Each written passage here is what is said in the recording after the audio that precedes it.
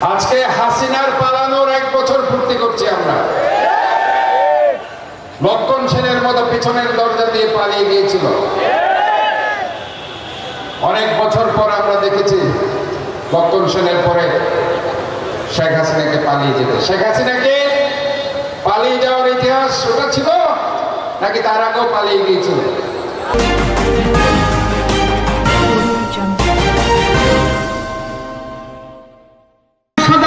আসসালামু আলাইকুম। বিচ চট্টগ্রাম টিভিতে স্বাগত জানাচ্ছি আমি মামুন আহমেদ। আমরা এখন 2 নম্বর গেট স্বাধীনতা চত্বরে আছি। ইসলামী আন্দোলন বাংলাদেশ চট্টগ্রাম মহানগর যিনি সরমনের অনুসারীরা যারা ছিলেন তারা আজকে 2 নম্বর গেট এখানে একটি 5 জুলাই গণ অভ্যুত্থান যেটি এটি 5 আগস্ট আজকে তারা একটা সমবেত হয়। এখানে উপস্থিত থাকেন জামাতের লোকজন, তারপরে থাকেন চট্টগ্রাম মেয়র ডক্টর শাহাদাত, তিনি এখানে বক্তব্য রাখেন এবং দিক নির্দেশনা দেন। এবং বিষয়টা আমরা আপনাকে যদি একটু বুঝিয়ে বলি, বিষয়টা হচ্ছে এত পরিপাটি এবং একটি সৌন্দর্য পরিবেশ এখানে, যাকে বলা হয় ফুলের বাগান, যাকে এক কথা বলা যায় ফুলের বাগান, কোনো হই হুল্লো নেই, কোনো হইচই নেই, এত সুন্দর একটা পরিপাটিভাবে একটা সমাবেশ। এটা আসলে একটা দুর্লভ বিষয়, যেটা এখন বর্তমানে রাজনীতিবিদ যারা আছেন তাদের কাছে এটা পাওয়া যায় না। ইসলামী আন্দোলনের যে পরিবেশটা এত সুন্দর পরিপাটি, যেটা আমরা আজকে এখানে 2 নম্বর গেট থেকে দেখলাম, আপনাদেরকে যদি আমাদের ক্যামেরার মধ্যে একটু দেখানোর চেষ্টা করি, এতটা সুন্দর, এতটা সুশৃঙ্খল, এতটা শোভাবর্ধন। আপনারা যদি আমাদের ক্যামেরার মধ্যে একটু দেখেন, আমরা আপনাদেরকে একটু দেখানোর চেষ্টা করি, একটু যদি আমরা আপনাদেরকে আমাদের ক্যামেরার মধ্যে দেখানোর চেষ্টা করি, মানুষগুলি কত সভ্য, শান্ত, জ্ঞান দিয়ে কথাগুলি শুনছে এবং বক্তারা তাদের বক্তব্য তাদের কর্মীদের সামনে উপস্থাপন করছে, তারাও এটা সদরে গ্রহণ করে নিচ্ছে। আমরা আপনাদেরকে আর একটু ভালো করে দেখানোর চেষ্টা করি। এই ধরনের সমাবেশ আমরা এত সুন্দর পরিপাটি সমাবেশ আর কখনো দেখি নাই, কোথাও দেখি নাই, এত একটা সুশৃঙ্খল পরিবেশ। এটাকে এক কথা বলা যায় একটা ফুলের বাগান। মুখস্থ করেছে, এগুলো আমল করেছে, এই জন্য এরা সাহসী প্রজন্ম হয়েছে। এরা মাদ্রাসা ছাত্র, এরা কওমি মাদ্রাসার ছাত্র, এরা আলিয়া মাদ্রাসার ছাত্র, এরা স্কুলের ছাত্র, কলেজের ছাত্র, বিশ্ববিদ্যালয়ের ছাত্র, এবং এরা শ্রমজীবী মানুষ, এরা সাধারণ মানুষ, এরা উচ্চশিক্ষিত মানুষ, এরা মধ্যবিত্ত মানুষ। এরা সবাই সংগ্রামে অংশগ্রহণ করতে, সবাই এই আয়াতের অনুসরণে জীবন বাজি রেখে সংগ্রামে লিপ্ত হয়েছে। আন্দোলনের সাথে আমাদের কোনো সম্পর্ক নাই, কিন্তু তারা আজকে বাংলাদেশের নীতি নির্ধারণের ক্ষেত্রে তারা অনেক বড় উঁচু গলায় কথা বলতেছে। কথা তো তাদেরই বলা দরকার থাকবে।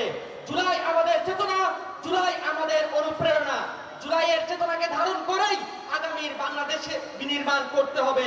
এই আশাবাদ ব্যক্ত করে আমি আমার সংক্ষিপ্ত আলোচনা এখানেই সমাপ্ত করছি। নাসরুম মিনাল্লাহি ওয়া ফাতহুন করিব ওয়া বাশশিরিল মুমিনিন। যে মাঠটিতে আজকে জুলাই আগস্টের ঐতিহাসিক 5 আগস্ট পালিত হচ্ছে ইসলামী আন্দোলন বাংলাদেশ চট্টগ্রাম মহানগরের উদ্যোগে, সেই মাঠটি একসময় গত স্বৈরাচারীরা এটাকে একটা কমার্শিয়াল প্লেস করে ফেলেছে।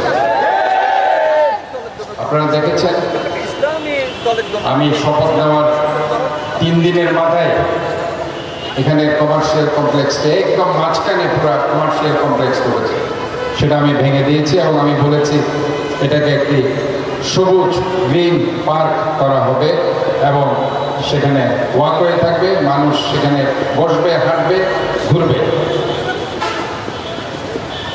কাজে এই ধরনের গত 16টি বছর তারা দুর্নীতি, দুঃশাসন, অন্যায়, অবিচার এবং রাষ্ট্রযন্ত্রগুলোকে নিজের যন্ত্র বানিয়ে ক্ষমতাকে কুক্ষিগত রেখেছে। কিন্তু শেষ রক্ষা হয়েছে?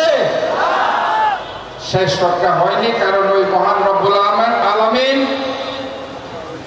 ছাড় দেয় কিন্তু ছেড়ে দেয় না। আজকে হাসিনার পালানোর 1 বছর পূর্তি করছি আমরা। লক্ষণ সেনের মতো পিছনের দরজা দিয়ে পালিয়ে গিয়েছিল। অনেক বছর পর আমরা দেখেছি লক্ষণ সেনের পরে শেখ হাসিনাকে পালিয়ে যেতে। শেখ হাসিনাকে পালিয়ে যাওয়ার ইতিহাস ওটা ছিল নাকি তার আগেও পালিয়ে গিয়েছিল? মনে আছে 11-11 সময় জেল থেকে বের হয়ে মুচলেখা দিয়ে চলে গিয়েছিল না দেশ ছেড়ে? কেন গিয়েছিল? ওই মাইনুদ্দিন ফখরুদ্দিনের -2 ফর্মুলা বাস্তবায়ন করার জন্য দেশ ছেড়ে ওনার ছেলে জয়ের কাছে আমেরিকাতে চলে গিয়েছিল। ওই সময় আরেকজন নেত্রী ছিল, দেশ নেত্রী বেগম খালেদা জিয়া। উনি দেশ ছেড়ে পালিয়েছিল?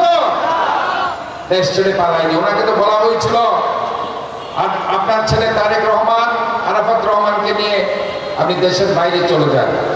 উনি কি বলেছিল? বিদেশের কোনো চিকিৎসক এবং চিকিৎসার আমার দরকার নেই, যদি মরতে হয় বাংলাদেশে মরব, আর বাঁচতে হলে বাংলাদেশে বাঁচব। -2 ফর্মুলা বাস্তবায়িত হয়নি উনি বিদেশে না যাওয়ার কারণে। কাজে এই একজন মজলুম নেত্রী গত 16টি বছর, কত বছরের কারাদণ্ড দেওয়া হয়েছিল? ওনাকে 2 বছর জেলে ছিল এবং একা নির্বাসন ওনাকে বাসাতে বছরের পর বছর জেল করে রাখা হয়েছে। আজকে জুলাইকে বিভিন্ন জায়গায় বিক্রি করছে। ইসলামী আন্দোলন স্বতঃস্ফূর্তভাবে সেদিন ব্যানারে অংশগ্রহণ করেছিল।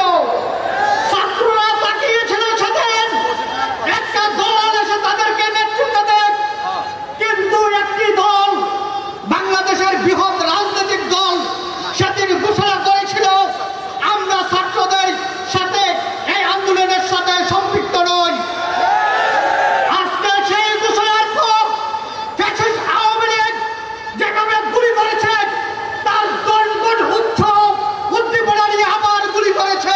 দেখিয়েছি চট্টগ্রাম 2 নম্বর গেট থেকে মামুন আহমেদ, বীর চট্টলা টিভি।